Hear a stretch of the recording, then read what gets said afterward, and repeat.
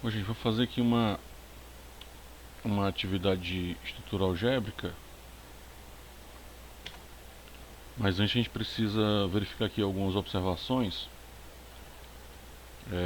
A gente vai acabar tendo que rever alguns conceitos, né, que a gente já fez em outros vídeos. No momento mais adequado vou adicionar um card para vocês acessarem esse vídeo com esses conceitos, caso você queira rever ou para quem ainda não viu.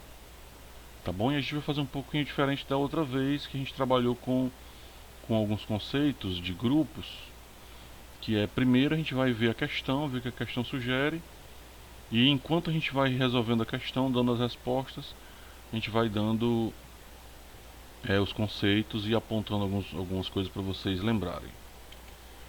A questão sugere, né, como primeira parte, né, uma definição que inclusive vai ajudar a gente a resolver a questão. Tá? Ela vai dar na verdade, ela dá um método de resposta para a questão. Ela define, e quando a questão define é porque ela vai ajudar a gente a resolver. E ela diz assim: por definição, o núcleo de um isomorfismo de grupos, né, de uma aplicação F, de um grupo com operação asterisco, num grupo J com operação interrogação, é o conjunto de todos os elementos X, né, um elemento qualquer, do domínio do grupo G, tais que a função de X é o elemento neutro do grupo J, onde o elemento neutro do grupo J, né, está aqui afirmado isso, onde esse símbolozinho é o elemento neutro do grupo J. Traduzindo aqui para a gente, ele está dizendo o seguinte, que o núcleo de um isomorfismo vai ser o elemento neutro, né, vai ser o domínio de um elemento neutro. Quando eu aplicar a função nesse domínio, o resultado vai ser o elemento neutro, né, do outro grupo. Então a gente vai fazer essa comprovação aqui. Como, né, complementação da questão, ele pede que a gente faça uma aplicação, uma demonstração. Ele quer que a gente verifique, né, que a aplicação do grupo dos reais positivos menos o zero, com exceção do zero, com operação multiplicação, no grupo dos reais, perceba que aqui não tem restrição, com a operação soma, é uma aplicação tal que a função de x é o log de x. E aqui a gente vai ter que falar um pouquinho. Na verdade, eu vou usar a calculadora para calcular o logaritmo, mas tem um comentário sobre o logaritmo interessante. Então a gente vai mostrar essa aplicação, verificar se ela é um isomorfismo e determinar qual o núcleo desse isomorfismo. Tá? E aí a gente faz assim. Para todo elemento, né, essa aplicação aqui ela vai ser genérica, eu não vou usar elementos reais, vou deixar isso para daqui a pouco, tá? Aqui eu vou resolver a questão e depois eu vou provar para vocês, e a gente aproveita e faz de novo a comprovação, só que com elementos reais. Para todo elemento xy que pertence ao primeiro grupo, percebe, primeiro grupo, eu queria que vocês ficassem atentos a essa variação de grupo, tá? Então, o x e o y pertencem ao grupo dos reais positivos, com exceção do zero, com operação multiplicação, tá? Para me provar o isomorfismo, né, que também é chamado de homomorfismo bijetor, eu aplico a função, né, ou seja, aplico a lei sobre o produto dos elementos, tá aqui, ó. E quando eu aplicar a função sobre o produto dos elementos, isso deve resultar na soma da imagem dos dois elementos, tá? Como eu já sei qual é a lei, está aqui a lei bem determinada, ó, a lei é o log de x. Então, de acordo com essa parte do teorema, eu tenho que pegar o log de x e aplicar sobre o produto dos dois elementos, e isso deve me resultar na soma dos logs dos dois elementos separadamente. E se você olhar com muita atenção, tá, isso aqui deve trazer para a mente de vocês uma propriedade logarítmica. Tá? A gente conhece essa estrutura como uma propriedade logarítmica. Tá? E aí fica atento aí a esse detalhe, a gente não temos aqui o objetivo de falar de logaritmo, mas eu não podia deixar passar essa observação. Tá? E aqui a gente vai continuar. Bom, até aqui, tá, eu já provei, né, o homomorfismo, né, ou seja, que uma operação se preserva, né, no outro grupo. Agora vamos verificar se o isomorfismo, né, é característico. Para isso eu tenho que comprovar que F é injetiva ou injetora. Para isso eu preciso verificar que para todo x e y que pertence ao primeiro grupo, olha aí, primeiro grupo, né, a função de x vai ser igual à função de y, ou seja, o log de x vai ser o log de y, tá? Ou seja, eu vou acabar chegando na conclusão de que o x vai ser igual ao y, e quando o x for diferente do y, a função de x vai ser diferente de y. Isso daqui é o teorema da função injetora, tá? Caso não fique claro para vocês nesse momento, tá? Quando a gente for fazer os diagramas na parte gráfica, tá? Não tenho dúvida que vocês vão entender isso aqui bem rapidinho. Então, se o teorema não ficou claro, tá? Eu sugiro até que vocês vejam esse teorema, né? Nem sempre as coisas vão ser gráficas, às vezes as coisas vão ser conceituais, e é bom que a gente entenda. Mas vamos ver aqui a aplicação sobrejetora. Para ela ser sobrejetora, para todo elemento, né, para todo y que pertence ao segundo grupo, olha a variação de grupo aqui, ó, tá? Tem que existir um elemento, né, que é igual à função do y, você tem que existir um x que é igual à função de y, tá? Que pertence ao elemento, ao primeiro grupo. Então essa variação de grupo ela vai de vez em quando acontecer. Bom, se você não conseguiu compreender a sobrejetividade nesse teorema, tá, eu sugiro que você, né, revise isso, tente encontrar, faça testes, mas eu não tenho dúvida que quando a gente for por diagramas isso aqui vai ficar muito claro.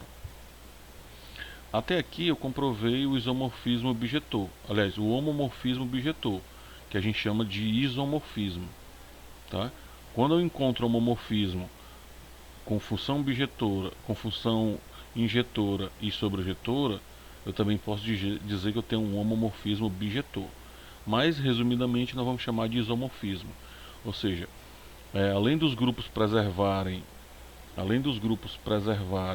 as operações aqui, tá? Eles também preservam, né, várias outras propriedades, na verdade todas, porque o isomorfismo afirma, né, é característico dos grupos eles serem idênticos, tá? E aí, né, tá provado aqui. Agora a gente vai demonstrar o núcleo, ou seja, eu tenho que provar, tenho que mostrar aqui o núcleo, né, do isomorfismo. Ele é o elemento neutro do segundo conjunto, do segundo grupo, tá? E aí a gente prova com esse teoremazinho aqui, ó. A notação é assim, ó, o quer de f, tá? Eu pego um elemento do primeiro grupo, ou seja, esse x pertence aos reais positivos com exceção do zero do grupo multiplicativo, tá? Tal que quando eu aplico a função sobre esse elemento, ele resulta no elemento neutro do segundo elemento, do segundo grupo, tá? Aqui, sem a gente continuar, eu estou dizendo o seguinte: eu vou pegar um elemento, né, do primeiro grupo, ó, reais positivos com exceção do zero, com a operação multiplicação, pego esse elemento, aplico a função, que é log de x no caso, e vai resultar no zero, já que o zero é o elemento neutro do segundo conjunto. Isso aqui é claro pra gente, tá? E aqui eu faço uma pequena prova, né? Eu peguei como núcleo, eu peguei o elemento 1, tá? Que pertence ao primeiro grupo, ó, multiplicativo, ele pertence aos reais, né, positivos com exceção do zero. Apliquei a lei aqui sobre o 1, tá? E resultei no zero. Por quê? Porque o log de 1 é igual a zero. A gente pode até, né, pegar a calculadora para verificar isso. A calculadorazinha do Windows resolve a nossa vida aqui, tá? Aqui 1 e pedir o log dele, log, ó, igual a zero, tá? Então foi tranquilo, tá? A gente comprovou isso e daqui a pouco a gente vai comentar mais um pouquinho sobre isso, porque cabe alguns comentários. Bom, agora a gente vai fazer a parte gráfica, a parte de diagramas, né? Aí a gente aproveita e prova de novo o homomorfismo, né, que preserva a operação. Vamos começar marcações aqui. Ou seja, eu preciso provar ou demonstrar que as operações desse grupo se preservam no outro grupo. Isso é homomorfismo de grupos. Tá? Eis a aplicação. Tá? A aplicação vai ser dos reais positivos com a ação do zero no grupo dos reais. Essa é a lei que a gente vai usar. Aqui eu já estou usando elementos, né? Não estou usando mais elementos genéricos, vou usar elementos conhecidos, né? Eu vou chamar de reais, né? Você pode usar qualquer outros elementos, respeitando as propriedades de cada grupo, não tem problema. E para comprovar o homomorfismo, para todo elemento 1, 2 que pertence aos reais, tá? Eu preciso, aos reais aqui, detalhe interessante, aos reais, diferente de zero e positivos, tá? Não pode deixar, esquecer isso, né? Tanto que o 1 e o 2 são positivos e são diferentes de zero.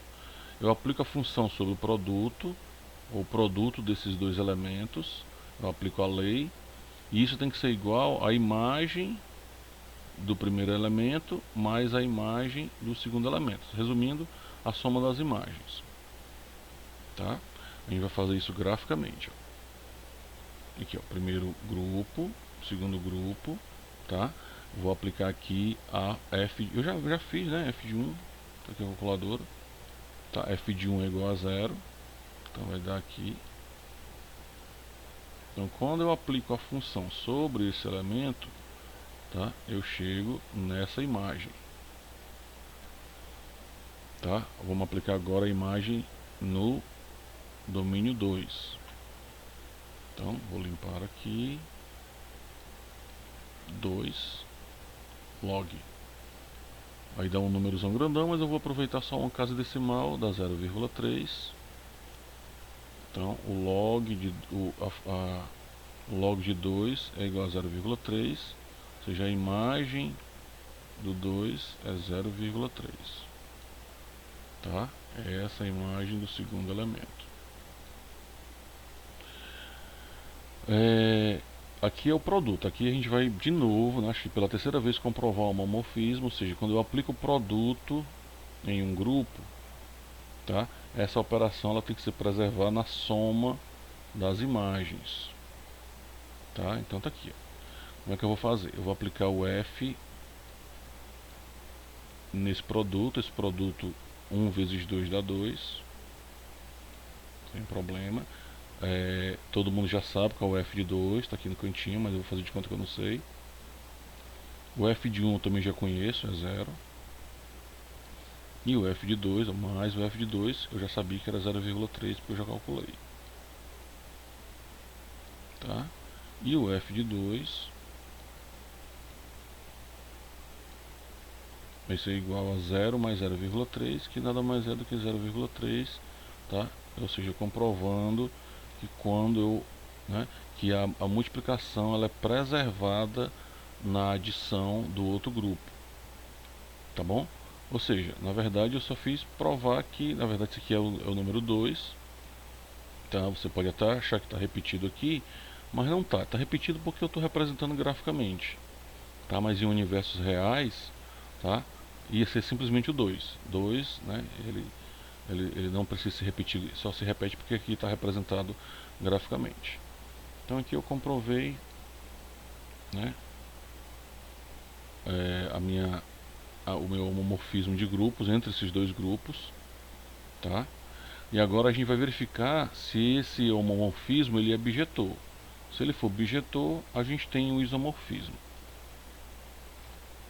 tá? Ou seja, a gente vai garantir que esses grupos, eles além de preservar as operações, eles preservam as propriedades. Bom, nós já vimos que quando eu aplico a imagem de 1, eu resulto no 0. Então o 0 é a imagem de 1. Quando eu aplico a imagem sobre o domínio 2, eu chego na imagem 0,3. Quando eu aplico a imagem no produto, eu chego em 0,3, porque o produto dos dois elementos que eu usei resulta 2. Tá? Então por isso que repetiu aqui, mas é uma repetição gráfica. Tá? Bom, pela imagem clara do diagrama, a gente já comprova a bijetividade.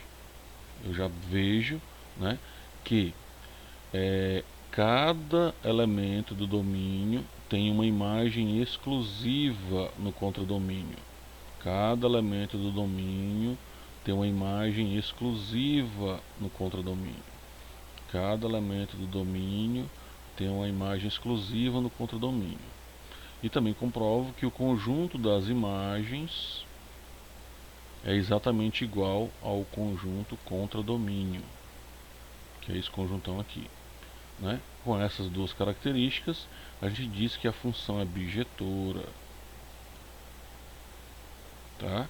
E isso garante a característica de isomorfismo desses dois grupos, tá? Vamos apagar aqui a tinta, vamos passar para o próximo tópico, porque a gente tem aqui a prova do... Na verdade a gente já fez, é só para comentar, né, o núcleo da aplicação, tá? Eu usei aqui o elemento 1, ele pertence ao primeiro grupo, tá? Eu apliquei a lei sobre esse elemento e resultei no zero, porque eu já estou sabendo, já fizemos esse cálculo, que o log de 1 resulta em zero, e o zero ele é o elemento neutro, tá, do segundo grupo, do grupo dos reais, com a aplicação da operação soma, tá? Ou seja, e aí eu verifico que esse é o núcleo desse isomorfismo, né? Porque o núcleo do isomorfismo nada mais é do que o elemento neutro do segundo grupo onde a aplicação se preserva, tá? Aqui cabe uma atençãozinha sobre os teoremas, tá? Para você não ficar na dependência de sempre ter um gráfico, tá? Mas nada impede de você tentar trabalhar sempre com os gráficos, mas é bom ter uma compreensão de teoremas, tá? Tomara que vocês tenham gostado. Até a próxima.